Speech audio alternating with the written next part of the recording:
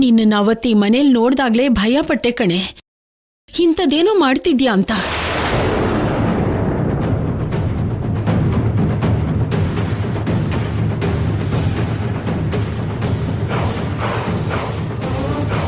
ನಿಮ್ಮಪ್ಪನ್ ಸಾಯಿಸಿದಾನೆ ಅನ್ನೋ ಕೋಪದಿಂದ ಇವನನ್ನ ಸಾಯಿಸ್ಬೇಕು ಅಂತ ಬಂದಿಯಾ? ನಿಮ್ಮಪ್ಪ ಒಳ್ಳೆಯವನಾಗಿದ್ದಕ್ಕೆ ಸಾಯಿಸ್ಲಿಲ್ವೇ? ಹೆತ್ತು ತಂದೆ ಅಂತವನು ಅಂತ ನಿನಗೆ ಹೇಳಕ್ಕಾಗ್ದೆ ಪೊಲೀಸರು ಎನ್ಕೌಂಟರ್ ಮಾಡಿದ್ರು ಅಂತ ಅದನ್ ಮಾತ್ರನೇ ಹೇಳಿದ್ದು.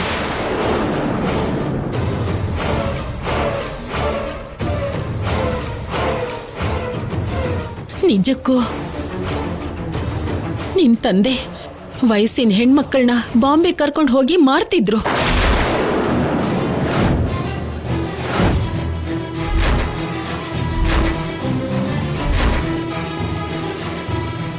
ನಿಮ್ಮಪ್ಪನಿಂದ ಆ ಹುಡುಗಿರ್ನ ಕಾಪಾಡಬೇಕು ಅಂತ ಇವ್ರು ನೋಡಿದ್ರೆ ಇವರನ್ನೇ ಸಾಯಿಸ್ಬೇಕು ಅಂತ ನೋಡಿದ್ಯಾ?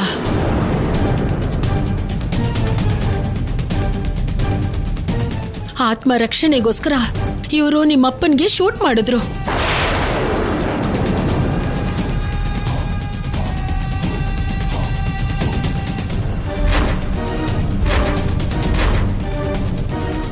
ಅವತ್ತಿವರು ನಿಮ್ಮಪ್ಪನ ಸಾಯಿಸ್ತಾ ಇದ್ದಿದ್ರೆ ಹೆತ್ತ ಮಗಳು ಅಂತಾನು ನೋಡ್ದೆ ನಿನ್ನನ್ನು ಕರ್ಕೊಂಡು ಹೋಗಿ ಬಾಂಬೆಲಿ ಮಾರ್ತಿದ್ರು ಕಣೆ ನಿಮ್ಮಪ್ಪ.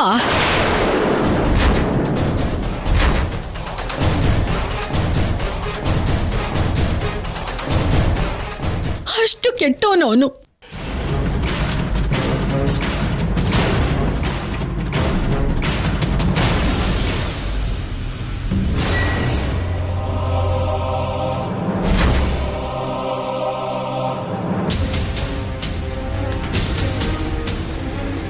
ಈಗ್ಲಾದ್ರೂ ಅರ್ಥ ಆಯ್ತಾ ನಿಮ್ಮಪ್ಪ ಯಾಕೆ ಸತ್ರು ಅಂತ?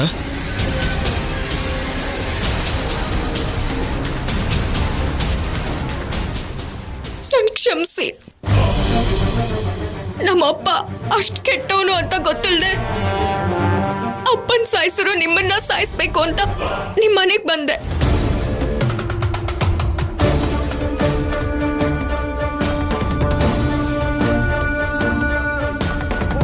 ಒಂದು ಕ್ಷಣದಲ್ಲಿ ನನ್ನ ಮಗನ್ ಪ್ರಾಣ ತೆಗೆದ್ಬಿಡ್ತಿದ್ದಲ್ಲೇ. ಅಮ್ಮ, ನಿಜ ಗೊತ್ತಿಲ್ಲದೆ ಅವಳು ತಪ್ಪು ಮಾಡಿದ್ದಾಳೆ. ತಪ್ಪು ತಿಳ್ಕೊಂಡ್ಮೇಲೂ ಕೂಡ ಶಿಕ್ಷಿಸಬಾರ್ದು.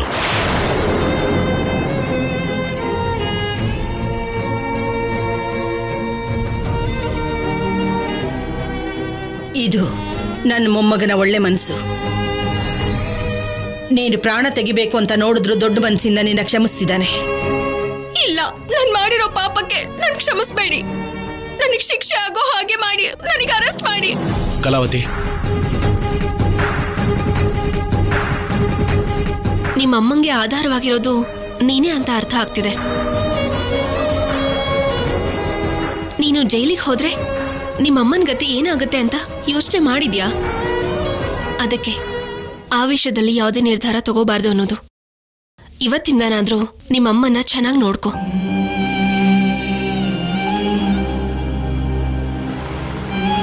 ನಿನ್ ತಂದೆ ತಪ್ಪು ಮಾಡಿ ನಿನ್ನ ಅನಾಥಿಯಾಗಿ ಮಾಡಿದ್ರು.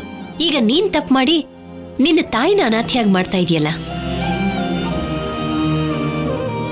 ನಿನ್ ತಂದೆ ಮಾಡಿದ್ದಕ್ಕೂ ನೀನ್ ಮಾಡ್ತಿರೋದಕ್ಕೂ ಏನ್ ವ್ಯತ್ಯಾಸ ಇದೆ ಹೇಳು? ಮನುಷ್ಯನ ಪ್ರಾಣ ಅಮ್ಮನ 9 ತಿಂಗಳ ಕಷ್ಟ. ಆ ಕಷ್ಟನ ಕ್ಷಣದಲ್ಲಿ ಸಾಯಿಸ್ಬಿಡ್ಬೇಕು ಅನ್ನೋ ಆಲೋಚನೆ ಹೇಗ್ ಬಂತು ನಿನ್ಗೆ?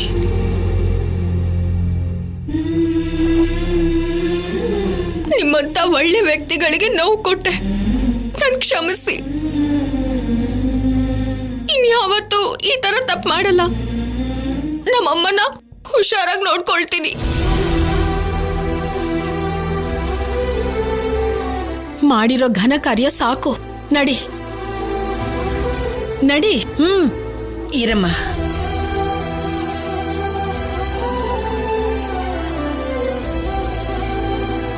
ನಮ್ಮ ಕೆಟ್ಟದ್ ಮಾಡ್ಬೇಕು ಅಂತ ಬಂದ್ರು ನಮ್ಮ ಮನೆಯೊಳಾಗಿ ಇಷ್ಟು ದಿನ ಇಲ್ಲೇ ಇದ್ಲು. ಇವಾಗ ಮನ್ಸು ಬದಲಾಯಿಸ್ಕೊಂಡು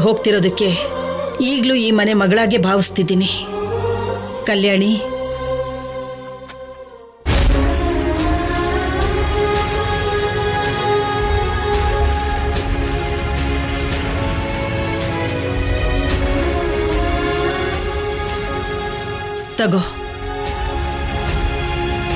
ಮತ್ತೆ ನಿನಗೆ ಯಾವಾಗ ಅಗತ್ಯ ಬಂದರೂ ನಾವಿದ್ದೀವಿ ಅನ್ನೋ ವಿಷಯನ ಮರ್ತು ಹೋಗ್ಬೇಡ. ಹುಷಾರು. ಬರ್ತೀವಮ್ಮ.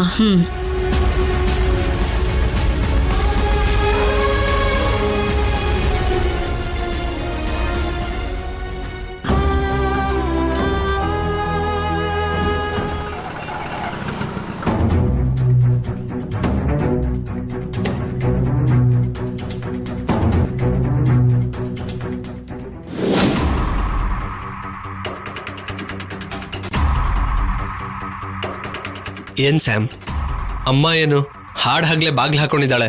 ಅವ್ರ ಭಯ ಅವ್ರಿಗಿರತ್ತೆ ಬಿಡು.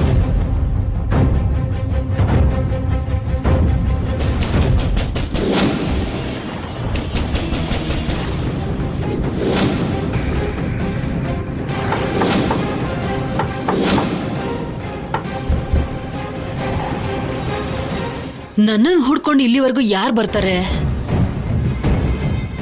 ಏನೋ ಹಳೆ ಮನೆ ಅಂತ ಬಾಡಿಗೆ ತಗೊಂಡ್ವಿ. ಅಪ್ಪಿ ತಪ್ಪಿ ಆ ಕಲ್ಯಾಣಿ ಏನಾದ್ರೂ ಇಲ್ಲಿಗೆ ಬಂದ್ಬಿಟ್ಲಾ ಹೇಗೆ? ಅಯ್ಯಯ್ಯೋ, ಅವ್ರ ಕಣ್ಣಿಗೆ ಏನಾದ್ರು ಬಿದ್ರೆ ಅಷ್ಟೇನೆ.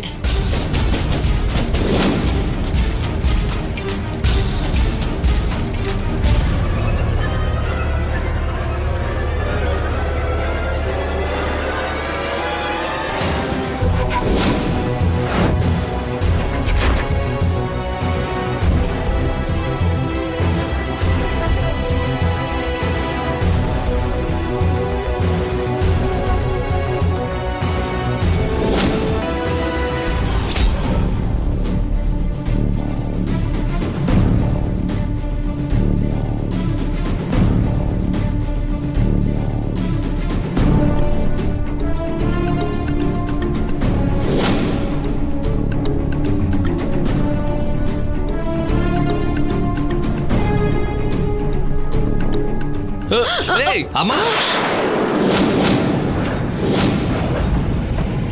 ಅಮ್ಮ. ಸಿದ್ದು, ನಾನೇ ಅಮ್ಮ. ನೀನೇನೋ? ನಾನ್ ಯಾರೋ ಅನ್ಕೊಂಡಿದ್ದೆ. ಯಾರೋ ಅನ್ಕೊಂಡ್ ನನ್ ತಲೆ ಹೊಡೆದ್ರೆ ಹೆಂಗೆ ಅಮ್ಮ? ನಿಜ ಹೇಳ್ತಾ ಇದ್ದೀನಿ, ನೀನು ಅನ್ಕೊಳ್ಳಿಲ್ಲ. ಬಂದ್ಬಿಟ್ಟಿಯಾ? ಅವರೇ ಕಳ್ಸಿದ್ರೆ ಇಲ್ಲ ನೀನೇ ತಪ್ಪಿಸ್ಕೊಂಡ್ ಬಂದ್ಯಾ?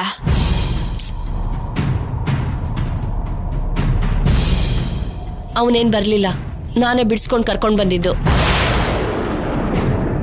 ಬಂದ್ಬಿಟ್ಯಾ? ರಾಮೇಶ್ವರಕ್ಕೆ ಹೋದ್ರು ಶನೇಶ್ವರ ತಪ್ಪಲಿಲ್ಲ ಅನ್ನೋ ಹಾಗೆ ನಾವ್ ಎಲ್ಲಿ ಹೋದ್ರು ಇವಳು ನಮ್ ಹಿಂದೆನೆ ಬಿದ್ದಿದ್ದಾಳಲ್ಲೋ. ಅತ್ತೆ, ನಾನೀಗ ಮುಂಚಿನ ಹಾಗಿಲ್ಲ. ಇವಾಗ ಸಿದ್ದು ಹೆಂಡತಿ, ನಿಮ್ಮ ಸೊಸೆ. ಅದನ್ನ ನೆನ್ಪಿಟ್ಕೊಂಡ್ ಮಾತಾಡಿ. ಸೊಸೆನೆ, ಆದ್ರೆ ಏನ್ ಪ್ರಯೋಜನ? ಮಹಾ ತಾಯಿ ಏನಂತ ಕಾಲಿಟ್ಟಿಯೋ ನನ್ ಮಗ ಜೈಲ್ಗೆ ಹೋಗಿ ಬಂದಿದ್ದಾನೆ. ನಾನ್ ನೋಡಿದ್ರೆ ಆ ಬೀದಿ ಈ ಬೀದಿ ಅಂತ ತಿರುಗ್ತಾ ಇದ್ದೀನಿ. ಅಮ್ಮ, ಸಂಪದ ಇಲ್ಲ ಅಂದಿದ್ರೆ ನಾನು ಹೊರಗಡೆನೆ ಬರ್ತಿರ್ಲಿಲ್ಲ ಅಮ್ಮ. ನೀನ್ ಸುಮ್ನೆ ಅವಳ ಬಗ್ಗೆ ಮಾತಾಡ್ಬೇಡ. ಇವಾಗ ನಾನೇನು ಹೇಳಿದ್ನೋ? ಇರೋದೇ ತಾನೇ ಹೇಳಿದ್ದು. ಸರಿ ಬಿಡು, ಏನು ಅನ್ನೋದಿಲ್ಲ. ನೀನ್ ಹೇಗಿದ್ಯಾ? ಎಷ್ಟು ದಿನ ಆಯ್ತು ನಿನ್ನ ನೋಡಿ. ಆ ಜೈಲ್ಗಾದ್ರೂ ಬರೋಣ ಅಂದ್ರೆ ಒಳಗ್ ಬರೋಕೆ ಬಿಡ್ತಾ ಇರ್ಲಿಲ್ಲ. ಅದನ್ನೆಲ್ಲ ಸೈಡ್ಗಿಡು.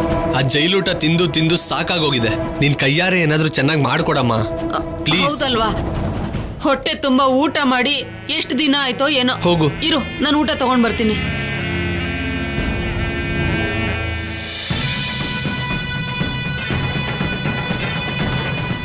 ಸ್ಯಾಮ್, ಇನ್ನಾವ್ ಅವ್ರನ್ನ ನಂಬಿ ಇವ್ರನ್ನ ನಂಬಿ ಆ ಶೌರ್ಯನ ಹಿಂದೆ ಕಲ್ಯಾಣಿ ಹಿಂದೆ ಹೋಗೋದು, ಅವ್ರ ಕತೆ ಮುಗಿಸೋಣ ಅನ್ನೋದು ಸ್ವಲ್ಪ ಕಷ್ಟನೇನೋ ಅನ್ಸ್ತಿದೆ.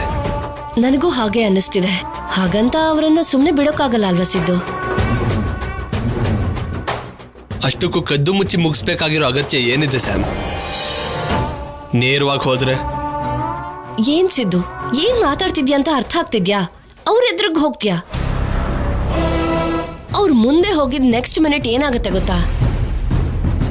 ಹಿಂದೆ ಮುಂದೆ ಯೋಚನೆ ಮಾಡ್ದೆ ನೀನು ಇಬ್ಬರನ್ನು ಸಾಯಿಸ್ಬಿಡ್ತಾರೆ. ನೀನ್ ಹೇಳಿದ್ ನಿಜಾನೇ ಸ್ಯಾಮ್, ಆ ವಿಷಯ ನನಗೂ ಗೊತ್ತು. ನೀನು ನಾನು ಹೋದ್ರೆ ಸಾಯಿಸ್ತಾರೆ, ಹಾಗಂತ ನಾವಿಬ್ರು ಹೋದ್ರೂ ಸಾಯಿಸ್ತಾರೆ ಅನ್ಕೋ. ಒಂದ್ ವೇಳೆ 3 ಜನ ಹೋದ್ರೆ?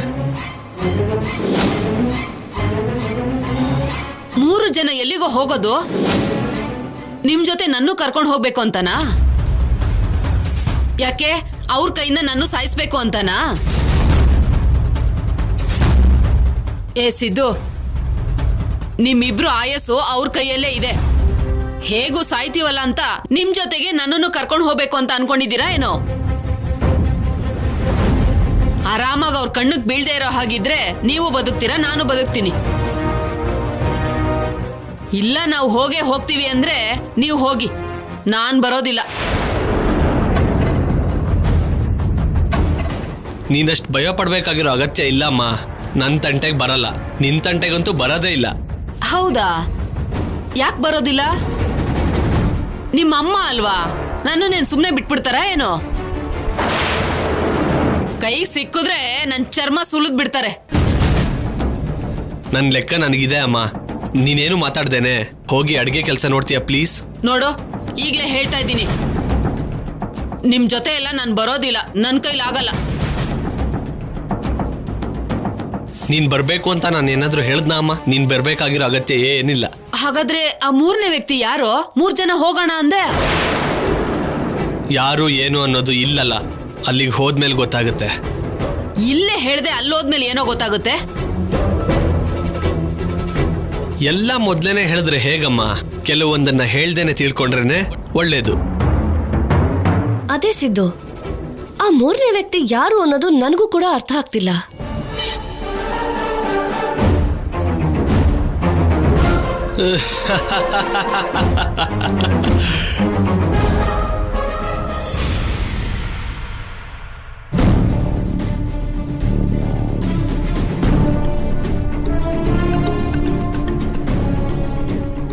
ಅನುಪಮ ಅಮ್ಮನಿಗೆ 75 ಮಾರ್ಕ್ಸ್ ಕೊಡ್ತೀನಿ ಅಜ್ಜಿ. ನಿನಗೆ 25 ಮಾರ್ಕ್ಸ್ ಮಾತ್ರ ಕೊಡ್ತಿದ್ದೀನಮ್ಮ. ಏನು ಅಂದ್ರೆ ಊಟಕ್ಕೆ ಬನ್ನಿ.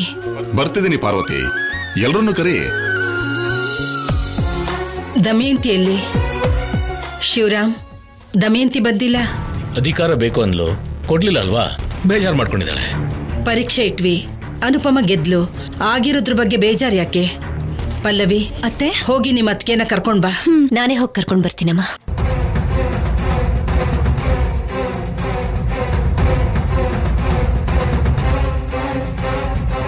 ದಮಯಂತಿ, ಎಲ್ರೂ ಊಟಕ್ಕೆ ಬಂದಿದ್ದಾರೆ. ನಡಿಯಮ್ಮ, ನೀನು ಊಟ ಮಾಡುವಂತೆ. ನನಗೆ ಹಸ್ವಿಲ್ಲ, ನೀವು ಹೋಗ್ತೀನಿ. ನಮ್ಮ ಮೇಲಿನ ಕೋಪನ ಊಟದ ಮೇಲೆ ಯಾಕೆ ತೋರಿಸ್ತೀಯಾ? ಎದ್ದು ಬಾ, ಊಟ ಮಾಡುವಂತೆ. ನಾನು ಬರಲ್ಲ ಅಂತ ಹೇಳಿಲ್ವಾ? ನನಗೇನು ಬೇಕಾಗಿಲ್ಲ. ಅಮ್ಮ, ನೀವ್ ಕರೆದ್ರು ನಮ್ಮ ಅತ್ತಿಗೆ ಬರಲ್ಲ. ಸೋತ್ ಹೋಗಿರೋರಿಗೆ ಗೊತ್ತಾಗೋದು ಅದ್ರ ನೋವೇನು ಅಂತ. ಊಟ ಸೇರಲ್ಲ, ನಿದ್ದೆ ಬರಲ್ಲ. ಈ ಚಿಂತೆಯಲ್ಲಿ ನಮ್ಮ ಅತ್ತಿಗೆ ಇನ್ನೂ ಎಷ್ಟು ದಿನ ಇರ್ತಾರೋ ಏನೋ. ದಮಯಂತಿ, ಈ ಪದವಿ ಅಧಿಕಾರ ಎಲ್ಲ ಹೊರಗಿನ ಜನಕ್ಕೆ. ಮನೇಲಿ ನಾವೆಲ್ಲರೂ ಒಂದೇ ಅಲ್ವಾ? ಆಗ ಹೋದ್ರ ಬಗ್ಗೆ ಈ ರೀತಿ ಆಲೋಚನೆ ಮಾಡ್ಕೊಡು. ನೀನೊಬ್ಳೇ ಈ ರೀತಿ ಕೂತ್ಕೊಂಡ್ರೆ ಚೆನ್ನಾಗಿರುತ್ತಾ? ನೀನೇ ಹೇಳು.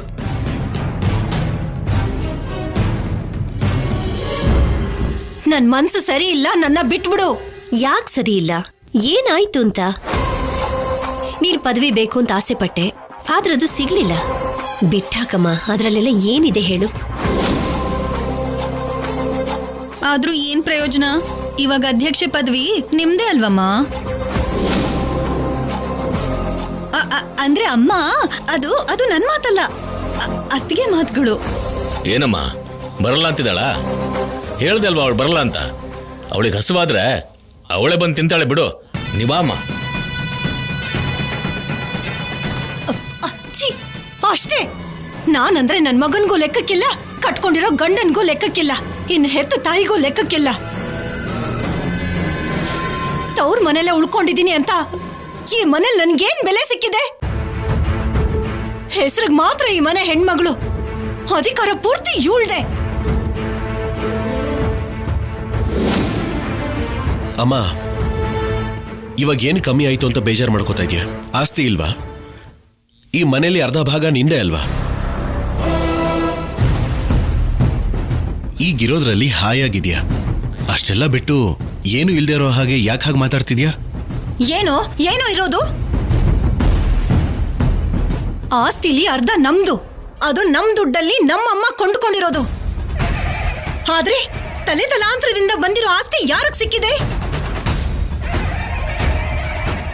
ಹಿಂದೆ ಮುಂದೆ ಇಲ್ದೇ ಇರೋ ಈ ಅನುಪಮನ್ಗೆ ಅಲ್ವಾ?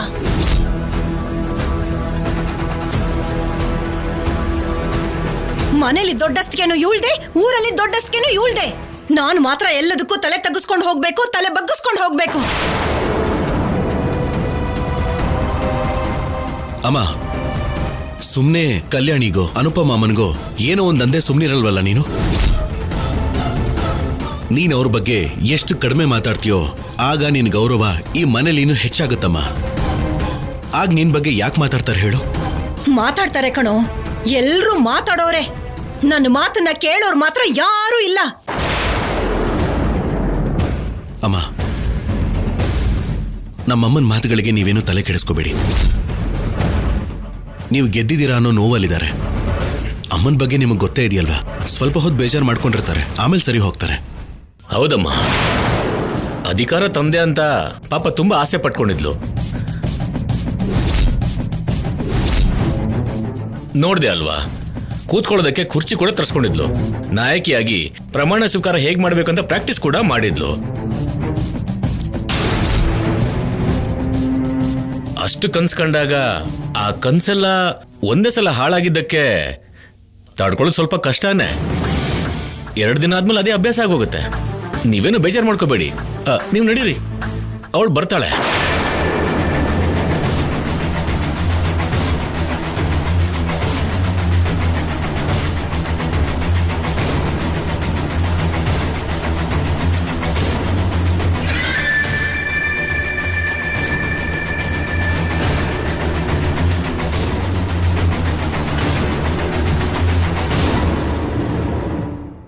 ಏನಂದ್ಲು ದಮಯಂತಿ? ಅವಳು ಹಠ ಹಿಡಿದು ಕೂತ್ಲು ಅಂದ್ರೆ ಮಾತು ಕೇಳ್ತಾಳತ್ಯಮ್ಮ. ಅವಳು ಹಾಗೇನೆ ಬಿಟ್ಬಿಡಿ, ನಾವು ಊಟ ಮಾಡೋಣ. ಶಿವರಾಮ್, ಯಾಕೆ ಹಾಗೆ ಹೇಳ್ತಿದ್ಯಾ? ಎಲ್ಲರೂ ಸೇರಿ ಊಟ ಮಾಡ್ತಾ ಇದ್ವಿ, ಇವಾಗ ದಮಯಂತನೇ ಇಲ್ದೆ ಹೇಗೆ ಊಟ ಮಾಡೋದು? ನೀವು ಬೇಜಾರಾಗ್ಬೇಡಿ ತಾತ, ಅತ್ತೆ ಜೊತೆ ನಾನು ಮಾತಾಡ್ತೀನಿ.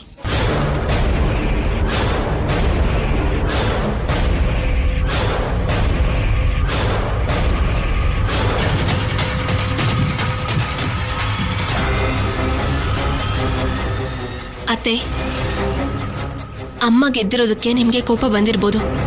ಅದು ಪದವಿ ಅತ್ತೆ, ನಮ್ಮ ಆಸ್ತಿ ಅಲ್ಲ. ಆದ್ರೂ ಪದವಿ ಯಾರಿಗೆ ಬಂದ್ರೆ ಏನತ್ತೆ? ಈ ಮನೆಯಲ್ಲಿ ಯಾರಾದ್ರೂ ಏನಾದ್ರೂ ಹೇಳಿದ್ರೆ ಆ ಮಾತು ಎಲ್ರದ್ದು ಆಗಿರುತ್ತಲ್ವಾ?